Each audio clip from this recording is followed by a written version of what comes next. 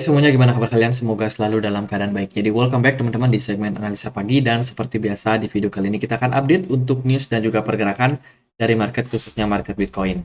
Guys, hari ini kita berada di tanggal 9 September ya. Market udah masuk ke weekend nih guys. Seperti biasa weekend biasanya market slowing down, santai ya kan, nggak terlalu banyak gerakan. Jadi kita udah menutup minggu ini, tapi setelah aku cek, ada rilis data yang sepertinya ketinggalan, guys. Jadi kalau kita lihat sih dari beberapa data ya, hari ini akan dapat data soal CPI dan juga PPI untuk China. Sebelumnya sih mereka rencana untuk sharing di hari Kamis atau hari Rabu ya kalau nggak salah. Nah ternyata ditunda dan ditunda sampai hari Sabtu. Saya sendiri nggak tahu ada apa.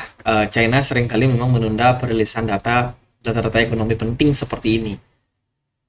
Jadi hari ini jam 9, setengah 9-an gitu ya teman-teman, akan ada rilis data soal CPI dan juga PPI, berpotensi untuk berpengaruh sama market. Jadi hati-hati aja buat teman-teman yang mungkin trading. Ya, sementara itu harga yen itu udah turun duluan kemarin. Kalau kita lihat dari pemberitaan di Twitter, ini guys. Jadi Cina Yuan udah turun ya ke pergerakan terendahnya terhadap dolar, teman-teman, sejak 2007. Ini berarti ada sesuatu ekonomi yang sangat-sangat bermasalah terhadap data dari ya data-data dari China menunjukkan bahwa ekonomi China itu benar-benar dalam kondisi yang bermasalah. Runtuhnya Cina itu tidak hanya berpengaruh dengan ekonomi di Asia, tapi juga hampir di seluruh dunia. Pasalnya, China adalah salah satu negara yang punya ekspor ke seluruh dunia yang paling besar. Ekspor China terganggu, maka pasokan supply barang dan jasa di seluruh dunia juga akan cenderung terganggu, teman-teman. Bahkan China sudah meluncurkan beberapa inovasi yang luar biasa di bidang teknologi. Sebut saja HP ya, handphone, Android, itu banyak sekali sudah diluncurkan dengan produk-produk Cina yang membanjiri seluruh dunia. Nah, masalah-masalah seperti ini itu sangat-sangat berdampak, teman-teman. Jadi, jangan dikira turunnya Cina itu akan menjadi positif buat negara lain termasuk Amerika Serikat. Enggak ya, bahkan beberapa perusahaan di Amerika Serikat itu udah mulai merelokasi, mereka punya office, mereka punya perusahaan itu ke beberapa negara, salah satunya ke India, karena melihat sistem ekonomi di Cina yang kurang begitu kondusif untuk saat ini. Jadi ya melemahnya Cina dalam segi ekonomi ini sangat-sangat berdampak. Jadi istilahnya seperti itu ya. Cina udah drop mata uangnya lagi guys karena sentimen yang kurang begitu bagus. Nah, dari market yang lain sih kalau kita lihat ini ada data cukup menurut saya cukup mengerikan ya. Fed Bank Rescue Facilities hit all-time high. Someone is surprised. Jadi fasilitas penyelamatan Bank Fed mencapai titik tertingginya sepanjang masa.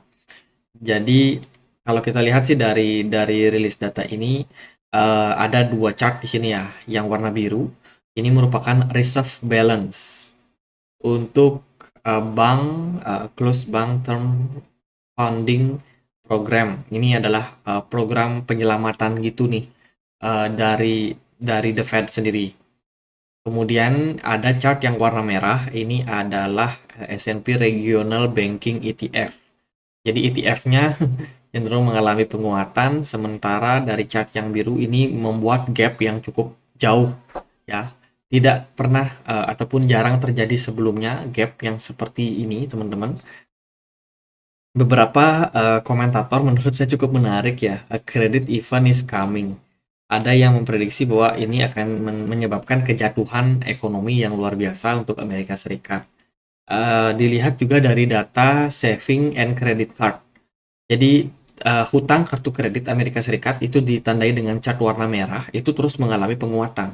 Sementara personal saving atau jumlah rata-rata tabungan orang-orang di Amerika Serikat itu terus mengalami penurunan. Jadi hutang bank mereka lagi naik-naiknya untuk saat ini. Sementara dari data perbankan itu menunjukkan bahwa terjadi gap yang luar biasa nih antara bank-bank yang kesulitan likuiditas. Jadi kalau kita lihat dari pemberitaan lain dari investing.com juga kurang lebih sama. Fasilitas penyelamatan bank Fed mencapai titik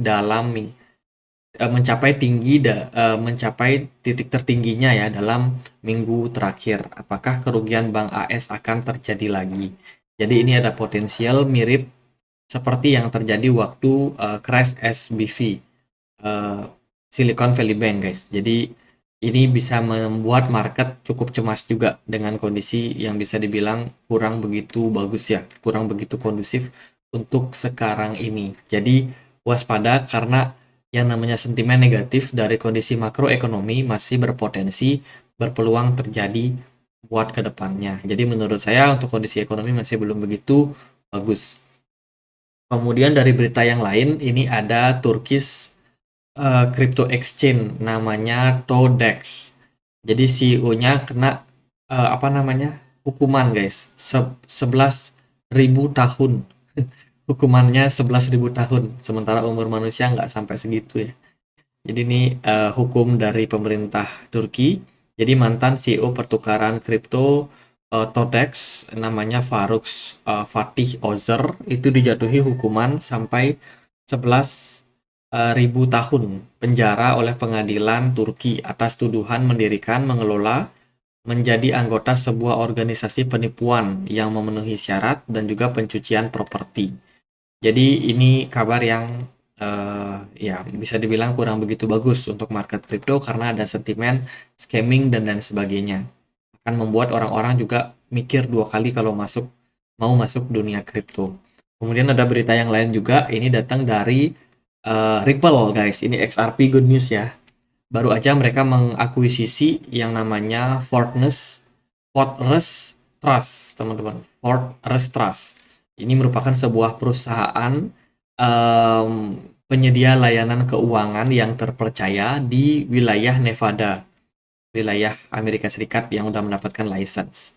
Jadi Ripple sendiri udah mengakuisisi, artinya membeli perusahaan ini dan tentunya akan lebih mudah untuk menawarkan fasilitas keuangan berbasiskan dengan Ripple di sana setelah mereka mengakuisisi Fortress Trust. Ini berarti Ripple itu berpotensi untuk mendapatkan adopsi yang lebih besar, terutama untuk kawasan negara bagian Nevada.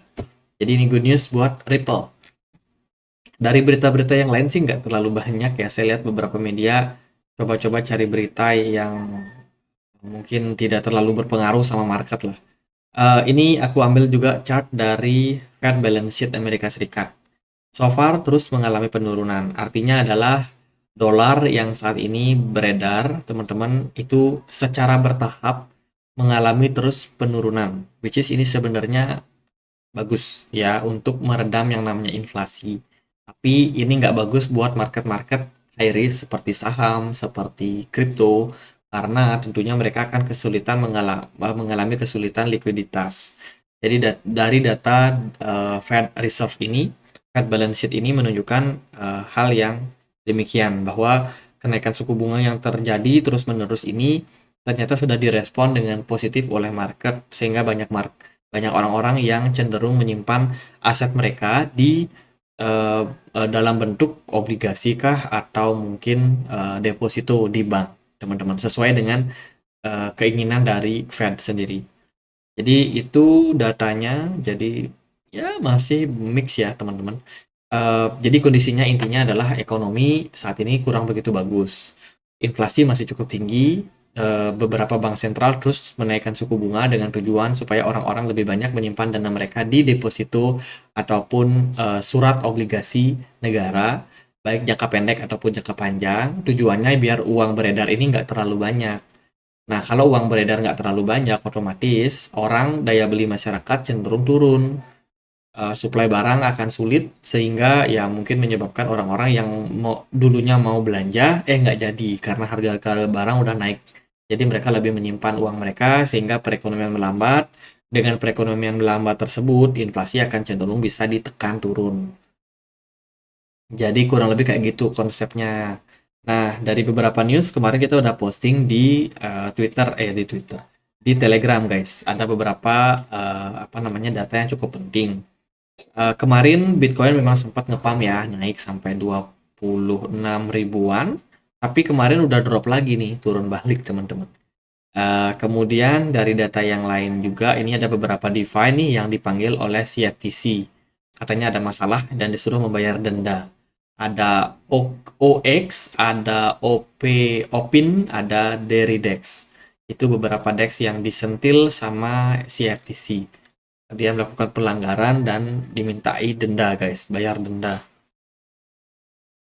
Itu ini udah kita post juga nih tentang gapnya. Terus ada ARK Invest 21 shares itu menawarkan slot yang didambakan sebagai tempat pertama Ethereum ETF. Jadi Ethereum ETF ini menjadi sentimen yang cukup positif buat market. Terbukti memang banyak pembicaraan ya seputar approval daripada Ethereum guys. Ethereum ETF ini bisa dibilang menjadi salah satu aset yang mungkin akan dinantikan ya selain Bitcoin ETF. Jadi altcoin pertama yang masuk ke market ETF. Ini good news buat Ethereum. Tapi ini kan masih berupa penawaran ya, belum di-approve sama SEC sendiri. Itu ini ada upgrade Silika ya. Dia baru aja melakukan pengujian kontak Skila yang dapat dilakukan dengan cara sama seperti Ethers. Jadi Zilliqa ini memang mencoba untuk menawarkan sebuah produk yang mirip seperti Ethereum, bersaing dengan Ethereum kurang lebih kayak gitu. Jadi baru aja mereka menyelesaikan upgrade versi terbaru mereka. Ya itu sih beberapa news ya, nggak terlalu gimana-gimana lah guys. Kita akan coba untuk bahas gimana dari pergerakan harga. Jadi Bitcoin kemarin udah naik ke 26.000, turun balik guys. Dari segi smart money memang kemarin kita udah bilang ya, kan smart money-nya kosong. Jadi kenaikan apapun yang tidak ditunjang sama smart money itu kecenderungannya hanya sementara, cenderung manipulatif, dan ya posisi buyers juga nggak akan terlalu kuat buat ngangkat harga. Jadi buyers pun juga mikir kalau mereka naikin harga terus, nanti ada wheels yang lebih besar buang barang, mereka rugi. Makanya mereka nggak mau naikin guys. Jadi dinaikin bentar, kurang dari 24 jam, terus kemarin dibanting turun lagi. Dari pergerakan dolar kemarin datanya menunjukkan dolar sangat-sangat kuat. Dolar berada di kisaran 105. Dan ini menurut saya berpeluang banget untuk kembali menguat sampai 106. Jadi masih ada potensi untuk dolar terus menguat. Sementara itu beberapa aset udah mengalami penurunan seperti gold turun tipis di perdagangan kemarin. S&P 500 yang sebelumnya turun sekarang ada naik dikit nih, tutup gap yang kemarin. Kayaknya Senin dibuka mungkin masih akan tertekan ya. Kemudian BTC Dominance itu kemarin sempat naik dan sekarang udah kembali tertekan juga. Altcoin tentunya dalam tekanan jual. Kalau kita perhatikan dari pergerakan market, sebenarnya menurut saya market masih sideways. Belum ada pergerakan. Jadi selama Bitcoin memang masih di atas level 25.000 ini, masih akan ada kecenderungan spike naik ataupun turun lagi guys. Jadi market overall masih sideways aja ya. Tapi gini, market sideways itu adalah market yang paling berbahaya buat trading. Jadi ini buat teman-teman yang mungkin baru masuk ke market, kok kita sering loss ya? Atau kok gampang banget loss di market yang sideways ini? Ya karena memang demikian. Market paling ideal kalau dia ada tren naik atau tren turun yang jelas. Dilihat dari struktur dari market, apakah dia membuat swing high atau swing low baru guys. Itu biasanya bisa menjadi indikasi apakah market akan naik dan turun. Cukup ideal buat yang suka trading di market futures. Tapi kalau market flat kayak gini, itu nggak ideal sama sekali. Takutnya nanti kejadiannya itu mirip seperti yang terjadi sebelum-sebelumnya. Ini di September 2022 kita udah pernah membuat fase flat kayak gitu ya. Ini flat pergerakan market guys di sini. Terus tiba-tiba market spike naik. Itu juga sama aja terjadi waktu di bulan November-Desember ini. Market flat banget, nggak kemana-mana. Sempat naik bentar, tapi dibanting lagi, terus tiba-tiba market rally gila-gilaan. Sebelum-sebelumnya pun juga terjadi waktu di Juni kemarin, juga market flat kayak gini. Dikira naik, ternyata malah longsor makin dalam. Jadi posisi dari pergerakan Bitcoin kurang lebih sekarang juga sama.